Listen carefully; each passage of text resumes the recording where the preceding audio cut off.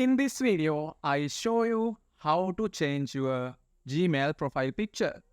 First, open your web browser and go to Gmail.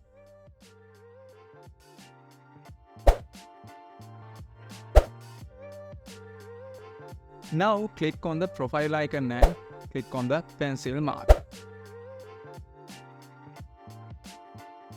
Now click on Add Profile Picture. You can select Google Illustration as a profile picture in the Illustration tab.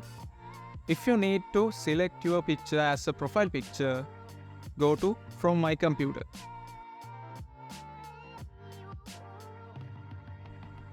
I click on Upload from Computer. Select an image and click on Open. Now uploading profile picture.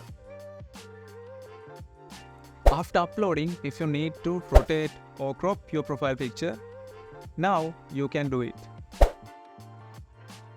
Now you can choose your profile picture to visible to anyone or people you interact with.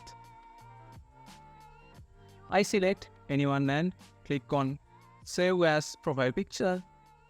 Now saving your profile picture. Finally, you successfully changed your Gmail account profile picture.